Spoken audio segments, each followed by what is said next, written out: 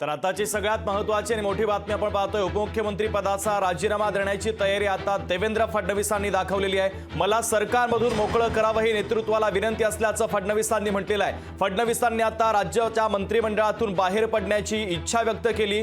तर आता हायकमांड या संदर्भातला महत्त्वाचा निर्णय घेणार आहे। उपमुख्यमंत्री पदाचा राजीनामा देण्याची इच्छा असल्याचं देवेंद्र फडणवीसांनी म्हटलेलं आहे। आताची सगळ्यात महत्त्वाची आणि मोठी बातमी, मला सरकारमधून मोकळं करावं ही नेतृत्वाला विनंती असल्याचं देवेंद्र फडणवीसांनी म्हटलेलं आहे। देवेंद्र फडणवीसांची पत्रकार परिषद पार पडली। मंत्रिमंडळातून बाहेर पडण्याची इच्छा असल्याचं महत्त्वाचं विधान देवेंद्र फडणवीसांनी केलेलं आहे। राज्यामध्ये भाजपला अपेक्षित असं यश आलेलं नाहीये आणि त्यामुळे आता देवेंद्र फडणवीसांनी त्याची नैतिक जबाबदारी स्वीकारल्याचं दिसतंय। मला मंत्रिमंडळातून मुक्त करावं अशी मागणी त्यांनी आता केलेली आहे। तर हायकमांड या संदर्भातली निर्णय घेण्याची शक्यता आहे। मंत्रिमंडळातून बाहेर पडण्याची इच्छा आता देवेंद्र फडणवीसांनी व्यक्त केलेली आहे। उपमुख्यमंत्री पदाचा राजीनामा देण्याची तयारी आता देवेंद्र फडणवीसांनी दाखवलेली आहे। मला सरकारमधून मोकळं करावं हे नेतृत्वाला विनंती असल्याचं फडणवीसांनी म्हटलंय। फडणवीसांनी मंत्रिमंडळातून बाहेर पडण्याची विनंती आता पक्ष नेतृत्वाकडे केलेली आहे।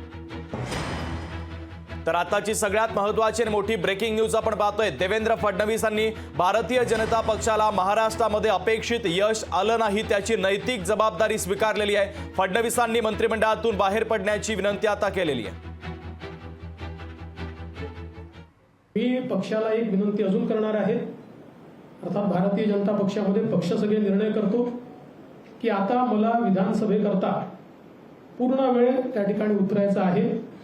त्याच्यामुळे मी भारतीय जनता पक्षाच्या शीर्षस्थ नेतृत्वाला ही विनंती करणार आहे की त्यांनी मला सरकारमधून मोकळं करावं आणि पक्षामध्ये पूर्ण वेळ काम करण्याची त्यांनी संधी द्यावी, जेणेकरून ज्या काही कमतरता राहिल्या आहेत त्या कमतरता पूर्ण करण्याच्या दृष्टीने मला माझा पूर्ण वेळ देता येईल। अर्थात बाहेर राहिलो तरी सरकारमध्ये जे काही आम्हाला करायचं आहे ते आमची टीम करेल, त्यांच्यासोबत मी असणारच आहे।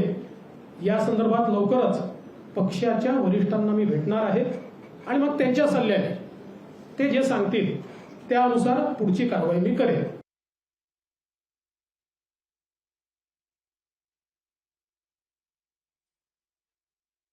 ही नेतृत्वाला विनंती असल्याचं त्यांनी म्हटले।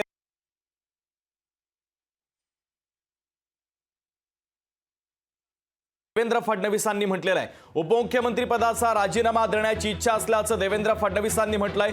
आताची सगळ्यात महत्त्वाची आणि मोठी बातमी, चेतन ननावरे आपले प्रतिनिधी आपल्याशी जोडले जात आहेत। अधिकचे अपडेट आपल्याला चेतन देतात। चेतन,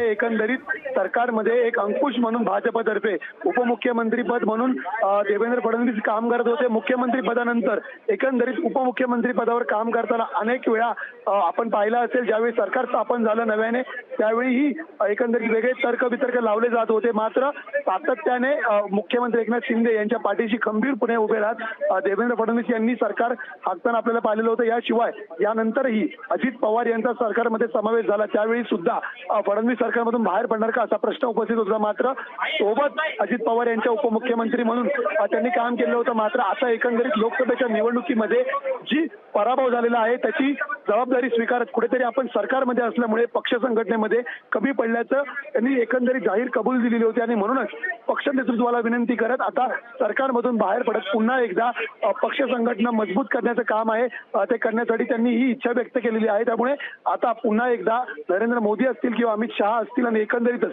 जे.पी. नड्डा हे पक्षामध्ये त्यांना काम करण्यासाठी सरकारमधून बाहेर पडायची परवानगी देणार का हे पाहणं महत्त्वाचं ठरेल। दुसरी गोष्ट, येत्या 3 महिन्यामध्ये पुन्हा एकदा महाराष्ट्रामध्ये विधानसभाच्या निवडणुका तोंडावरची आहेत, त्यामुळे यावेळी महायुतीला कुठलाही फटका बसू नये म्हणून महायुतीमधील दोन्हीही घटक पक्षांना सोबत घेऊन एकंदरीत पुन्हा एकदा महायुती बळकट करण्यासाठी फडणवीस प्रदेशाध्यक्ष पदाची कमान सांभाळणार का की दुसऱ्या कुठल्या नव्या भूमिकेमध्ये फडणवीस आपल्याला पाहायला मिळणार हेही पाहणं महत्त्वाचं असेल। शुभम, फडणवीसांनी अशी इच्छा व्यक्त केलेली आहे, त्या अर्थी महाराष्ट्रामध्ये भारतीय जनता पक्षाला अपेक्षित यश मिळालं नाही आणि त्याची नैतिक जबाबदारी फडणवीसांनी मान्य केली आहे।